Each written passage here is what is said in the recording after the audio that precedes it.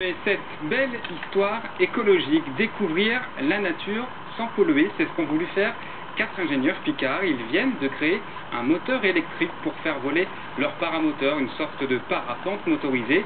Ils l'ont testé pour la première fois ce matin et visiblement ça marche. Reportage à Corbie de Stanislas Madège et Jean-Louis Cross. Voici un ULM nouvelle génération. Ce paramoteur vole à l'énergie électrique. Fini le moteur thermique, l'essence et donc la pollution. Ce dimanche, c'est le premier vol de cet appareil appelé Douchka 2, un essai très concluant. Pour l'instant, j'ai pas vu de problème. J'ai pu mettre à fond, ça a tenu, ça réagit bien au gaz. Faut poursuivre les essais, pour aller jusqu'aux limites de la machine. Non, c'est différent de l'explosion, c'est beaucoup plus réactif.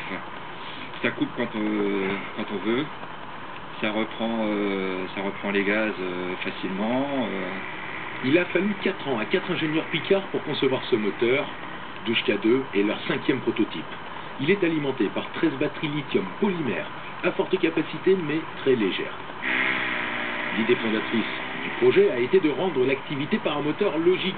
Voler dans un ULM pour découvrir la nature ne devrait pas polluer. Il a donc fallu remplacer l'énergie thermique par l'électricité.